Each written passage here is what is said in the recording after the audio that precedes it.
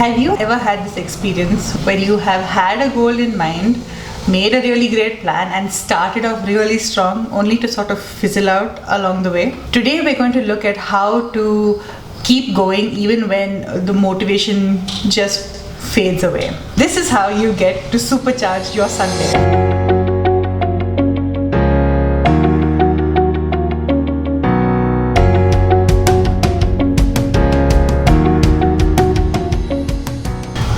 I'm Amrita Madhusudan. I'm an author, speaker, emotional wellness and productivity coach, and I get incredible joy from helping go-getters like yourself achieve their goals with joy and ease. We've been looking at what happens when our negative thoughts and beliefs get in the way, and now let's turn our attention to a more practical aspect of what happens when the motivation with which you start off just dies, or you get really bored of doing these habits or activities that are actually going to get to your goal. So the short answer is we take motivation entirely out of the picture. And how can we do this? Well, if you look at habit neuroscience, you'll find that habits are basically when a specific activity gets performed over and over again, there are specific neural connections that are formed, and the more you repeat a specific action, the stronger that pathway is going to get. What happens then when you have a choice is that the brain will just default to the easiest path because it has already created a really strong pathway between these neurons that are required. So when you are trying to create a new habit, you are sort of fighting against the brain's desire to keep everything easy and minimize how much effort it has to do. There are 3 ways in which you can actually eliminate the need for motivation, and all these ways are basically trying to make the brain or trick your brain into wanting to do these new actions preferentially over the ones it already knows how to do. So step 1 is to make it fun. So what happens is most of the time when we are starting something new or trying to create a new habit altogether, we find that the activities themselves tend to be repetitive, they tend to be not very pleasurable, and after a point when the initial enthusiasm fades away, there's no desire to do them because our end goal is so far away that it's not even a factor in how we live our everyday lives a lot of the time. So what we need to do is to find a way to make those small habits and the small changes that we're creating fun in their own right.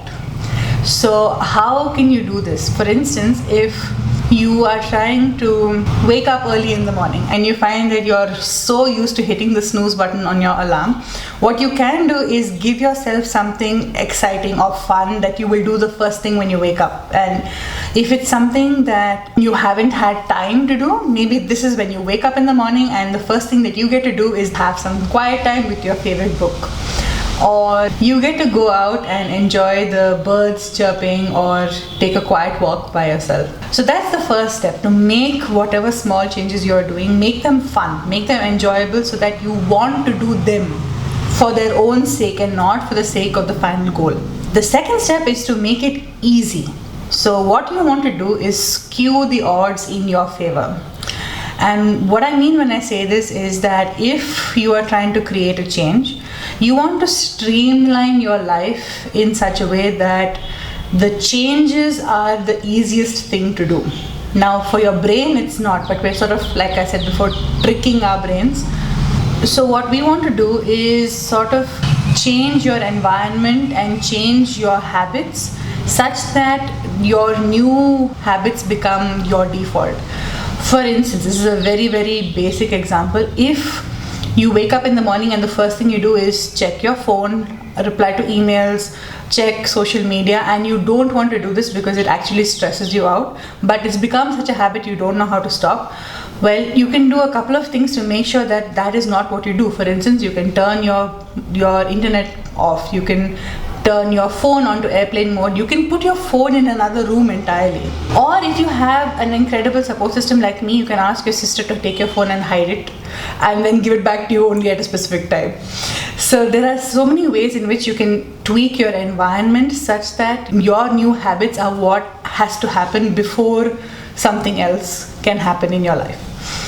And the third step, and this might be the most important, is to keep your new habit top of mind. You want it to be something that you think about throughout your day several times. As I said before, our final goal can seem so big and so far away that it doesn't play a real role in our everyday lives. Yes, we want that and we're working towards it, but it's not enough of motivation, right? Which is why the whole motivation issue comes about in the first place. So if you keep your new habits and changes that you want to create in your life, if you keep them front and center throughout the day, then you are more likely to want to do those activities.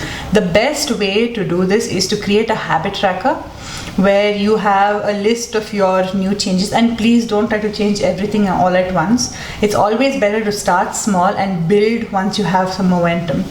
So you make a little tracker with, say, 4 to 5 small changes that you want to incorporate, and have like a little tick, or if you like colors and markers, you have different markers that you color in. This week's workbook actually has different trackers that you can use and play around with and see which ones interest you the most, so that you are really keeping your new changes in your awareness at all points during the day. The whole idea is to help yourself, and you can't do that by being critical of the fact that you didn't stick to your new habit the way you want to. So patience and kindness is what is really going to make the difference for you long term. And if you tune in next week, we're going to talk about how to deal with times when you can't stick to your plan or don't stick to your plan for whatever reason, and how to handle the feeling of failing at what you want to achieve. So let's just quickly recap what our 3 steps are to remove motivation entirely. First is you make your new habits fun, then you make them easy to do, and you make sure that you stay aware of them throughout your day. So with that, we come to the end of this week's episode, and if you liked this training, make sure that you like the video, subscribe, and turn on your notifications. Don't forget to download your workbook. The link is in the description. I feel like I'm in the Hunger Games because I want to say may the odds be ever in your favor. So let me know how you're tweaking your environment so that you are really able to skew those odds in your favor. Until next time, here's to you living your dreams with joy and ease. You don't know Hunger Games? May the odds be ever in your favor. Nah. Okay, I should link to that in the description.